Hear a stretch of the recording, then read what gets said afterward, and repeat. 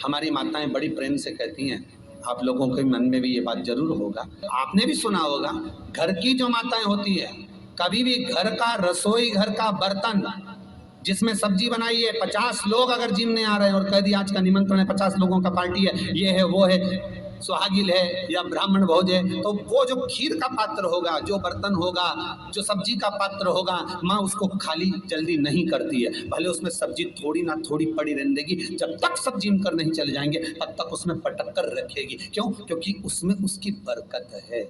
उसी तरह जल चढ़ाने के बाद हम जब लेकर आते हैं पात्र के अंदर, ये उसमें उसकी बरकत है।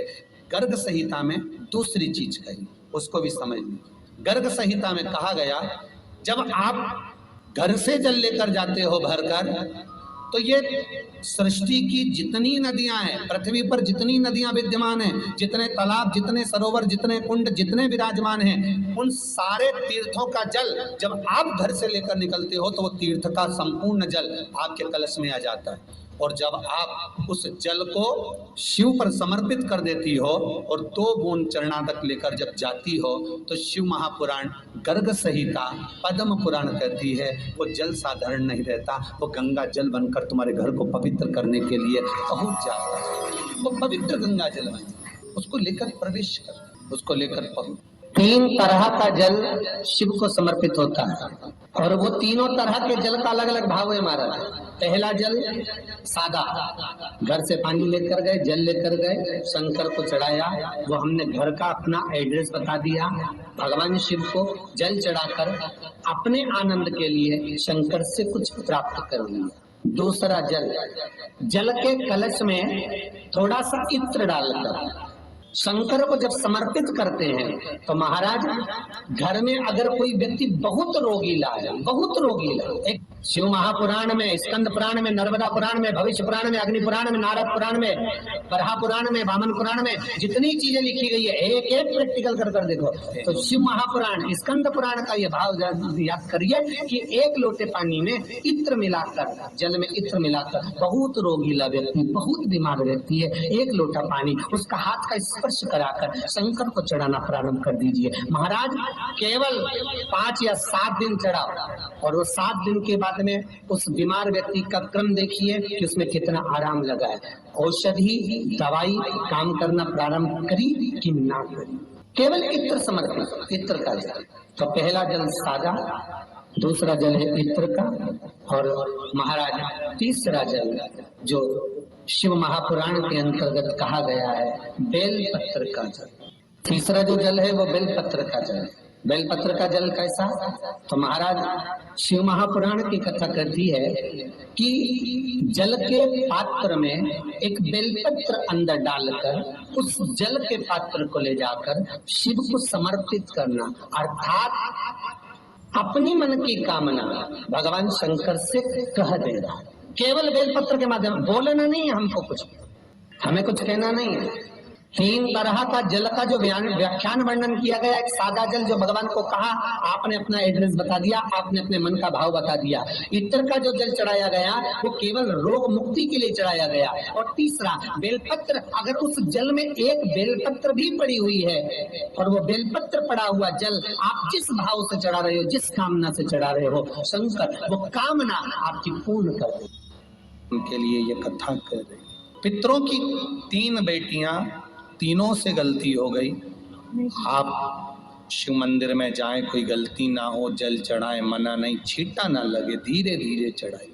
और एक बात अच्छे से ध्यान में रखिएगा, शिव मंदिर से जब भी वापिस आए जल चढ़ाकर अपना फर्ज पूरा अदा कर। फर्ज से मतलब जब शिव मंदिर से वापिस आए, जो पत्ती, बेलपत्री, फूल शिवजी पे चढ़े थे वो नीचे शिवलिंग पे से नीचे गिर गए हों। एक शिवलिंग रखा है, लाना मिट्टी वाला, नहीं इधर उठा, में कथा चल रही, थोड़ा ध्यान से सुन।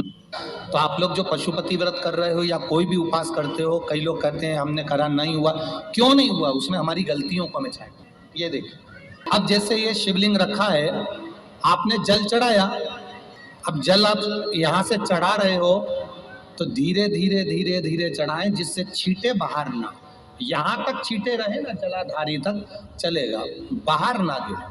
और एक बात का स्मरण रहे, यदि बेलपत्री, फूल, पत्ती जल चढ़ाने के बाद ये सब अगर नीचे गिर जाए, जलाधारी पर गिर गया या नीचे उतर गया, तुम्हारा पूरा जल चढ़ जाए, तुम्हारे पास में चंदन नहीं है, अबीर नहीं है, गुलाल नहीं है, कुछ भी नहीं हो, तो भी अपने हाथ की 3 उंगलियों से रेखा 3 खींचकर और फिर जो माला आदिकादिक भगवान की रखी थी उसी से भगवान का वापिस पूरा श्रृंगार कर कर फिर वापिस आइए। भगवान को पूर्ण श्रृंगार, भगवान का पूर्ण श्रृंगार कर कर आइए। कई लोग जल चढ़ाने के बाद में भगवान का जो फूल पत्ती नीचे रखी रहती है, आप, हम ये नहीं कह रहे कि आप अपने घर से लेकर जाओ, आपके पास में कुछ नहीं, 1 लोटा जल चढ़ाओ, जल चढ़ाया, जो फूल पत्ती नीचे रखी हुई है उसी को उठाकर उसको रखकर उसी फूल से भगवान का खूब सुंदर भगवान का कर कर फिर आइए। क्यों? शिव का जब हम श्रृंगार कर कर आते हैं, माता पार्वती जी ने देव अधिदेव महादेव का श्रृंगार किया है, आप लोगों के स्मरण में होगा। राम जी ने माता जानकी का श्रृंगार किया है। रामचरित सुनिए कथा, रामायण सुनिए आप लोगों ने, रामायण सुनी होगी तो उसमें माता बैठी हैं शिला के ऊपर और भगवान राम उनका श्रृंगार कर रहे हैं, एक कौवा आता है वो चोंच मार कर जाता है, ये सारा वृत्तांत आप लोगों ने श्रवण किया है। तो राम जी माता सीता का श्रृंगार करते हैं, भगवान कृष्ण राधा जी का श्रृंगार करते हैं। केवल एक देव अधिदेव महादेव की कथा ऐसी है जिसमें पार्वती जी शिव जी का श्रृंगार करती है। शिव का श्रृंगार किस लिए? क्यों? कहा जल चढ़ाने के बाद वहीं पर पड़ी हुई पत्ती से, फूल से, जो चढ़े हुए फूल हैं, चढ़ी हुई पत्ती है, चढ़ा हुआ निर्माल्य है, जो भी शिव जी का है, उसी को धोकर वापिस भगवान का श्रृंगार कर कर आना चाहिए। किस लिए? कि हे भोलेनाथ, जब मैं इस संसार सागर से जाऊं, अखंड सुहाग लेकर पूरी श्रृंगार कर कर इस धाम से जाऊं, ऐसी कृपा है।